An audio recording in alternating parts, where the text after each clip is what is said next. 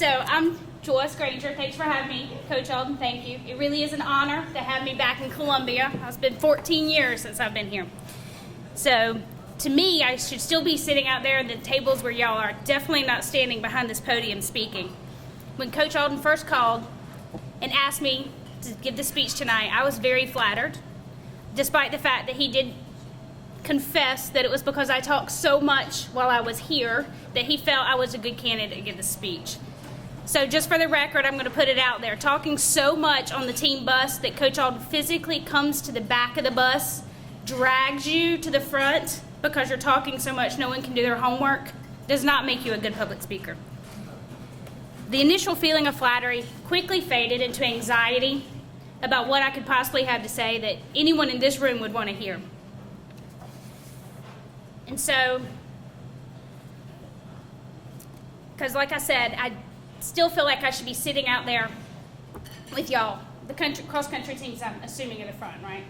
More track in the back. So I don't know if it's the same for y'all, but I still feel like I'm piling onto the van. Weekend meets, Coach Alden with talk radio on the radio, not letting us listen to our music, swearing he'll fall asleep if he puts our music on. Or talking splits and pace all the way to a race just to take off like a bat out of hell when the gun goes off, because I may or may not have had a bad habit of doing that. Or waking up at 7 o'clock in the morning with my friends, teammates, tired, not wanting to get on that van, dragging ourselves out, putting a tarp out on the wet grass, getting ready for that race that day. Not now, in my late 30s, husband, 2 kids, established in a career, choosing to listen to NPR all by myself.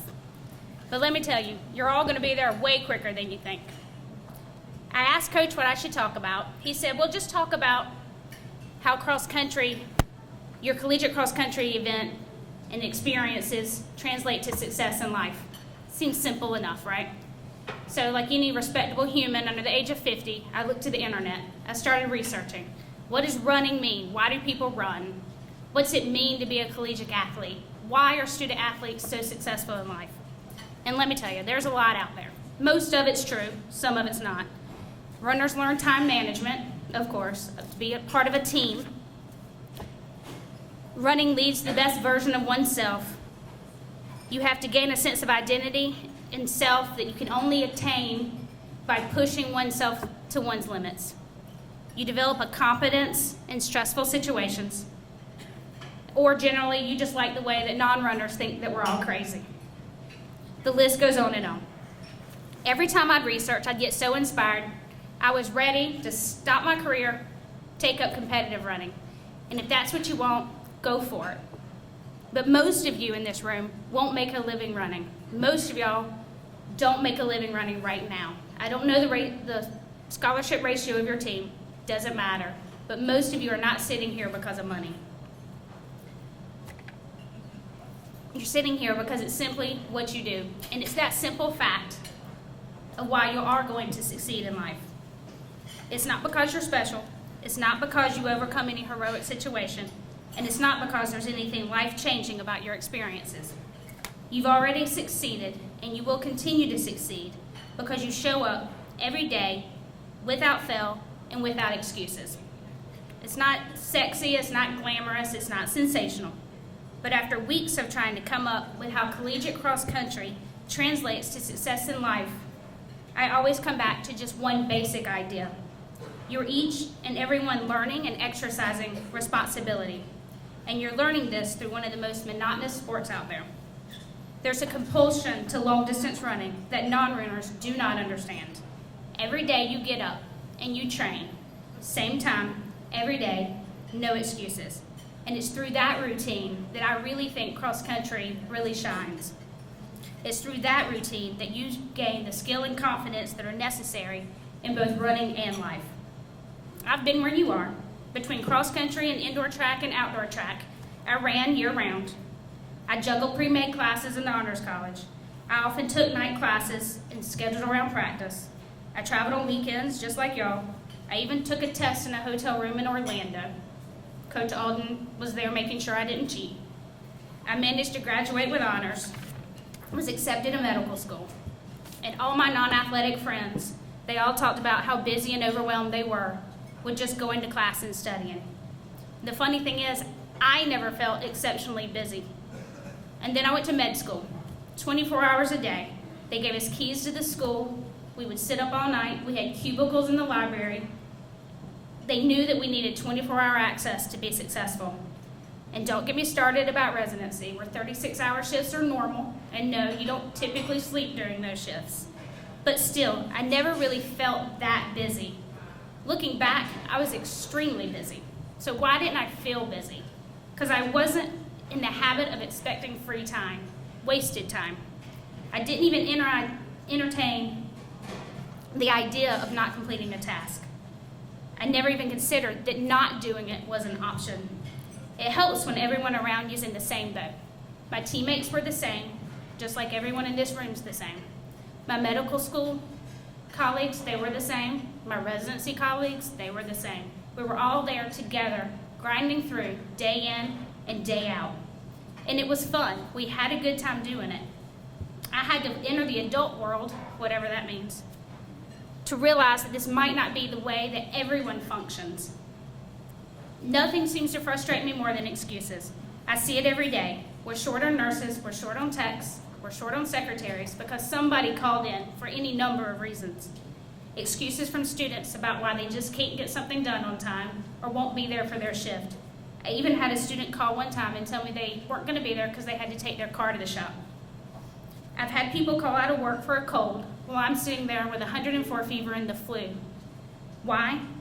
Because it's my shift, I'm scheduled, and there needs to be a doctor sitting in that chair. It's my responsibility.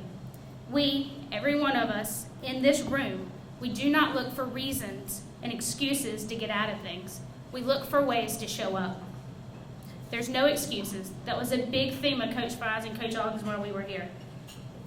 I remember vividly Coach Fry standing up at a team meeting one time and telling me that the bus was going to leave at 8:01. If you weren't there by 8:01, you were going to get left, which meant you need to give enough time to get caught by that train and still make it here by 8:01. And guess what? Some people got left behind. It was a great lesson in life. It's not about whether or not you have a good reason or not for falling short. It's about making sure you complete a task no matter what arises. Unfortunately, there will be times when we all fall short. I also remember hiding in a stairwell in Florida after a bad race. I could never quite face Coach Alden after I ran a bad race. It was my responsibility to do what he had trained me to do. And when I fell short, I couldn't stand the idea of his disappointment. I look back, I doubt he was ever really as disappointed as I was truly in myself. And as he mentioned earlier, I had my struggles running while I was here. I went from running fairly competitively my freshman year to running an almost 3-minute 800 meters in a race nonetheless. I threw my glasses on the ground. I stomped away. I was crushed. Coach Alden and Coach Fry both came immediately to my side and said, "We don't know what's going on, but we're going to figure it out." And after months of struggling to the point that I threw up every 200 meters in a workout, we did. We found out, like he mentioned before, that I had a thyroid disorder. I'd gotten pretty sick, but we did. We figured it out, we fixed it, and we moved on. I also once yelled at an orthopedic surgeon who told me I had to sit out for just a little bit longer because of stress fractures. And then I proceeded to go to Coach Fry's office and raise my voice at him. I do not suggest that. And cry hysterically when he didn't immediately reverse the orthopedic surgeon's decision. And then one of my most vivid, not best memories of being here, I was injured again, standing in the parking lot of the training center. I'm sure y'all don't still have this same training center that's in a dungeon above the tennis tracks, but that's where it was when I was there. And we were standing in the parking lot. I was injured again, put back in the water. I hated water workouts. Tears streaming down my face, looking ridiculous. And I remember I looked at Coach Alden and said, "How good do you think I can be? How good do you really think I am?" I don't really know what I expected him to say. But what he said was, "Are you asking me if you should quit?" And ashamed, I looked down at my feet, stared ridiculously with tears rolling down my face. And I didn't say anything. And he said, "I don't know how good you can be. You're not going to know if you quit now. but that decision is entirely up to you. He never once told me to stick it out. I like to think he just knew that I would. But those are all just important moments to me. You're each going to have your own version of these memories. Some may be losses and some may be wins. But most things you're going to remember in 20 years are going to be things that meant way more than winning or losing. They're going to be the inconsequential conversations, the things you don't think of much at the time while it's happening, or standing on the track alone in the evening because that's where you feel most at home, or goofing off in the hotel room with your teammates when you're supposed to be sleeping, or getting up and dragging yourself to that race in the morning when all you really want to do is stay in bed. It's not about the big moments. People talk about extremes because they're exciting. The movies are about overcoming adversity, winning despite everything stacking up against you, but that's just not reality. Extreme circumstances do not build character.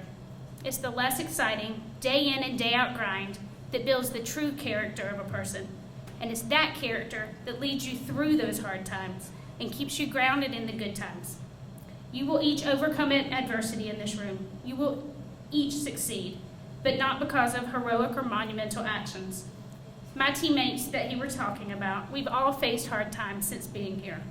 We've lost races, we've failed tests, we were rejected from graduate schools. We had jobs that were lost, we've had parents die, we've even had husbands die. We've had children that got very sick. The list goes on and on. But everyone's landed on their feet, and each of you will too. When the world pulls the rug out from under you, you will find that there is no need to reinvent yourself. There is no question of what do I do next, because you will do the same thing today that you did yesterday. Just like now, you run because you run. You may win the race or you may not. Either way, Monday afternoon, you will be at Sesquicentennial running your long race, running your long practice. Not because you want to be there. Desire is not even a factor. The thought of not being there just never crosses your mind. It's that simple as that. You already have the skills you need. Work hard every day, without fail, without excuses, and you will succeed. You'll even stand out. I promise. Just keep looking for ways to show up. Thank you.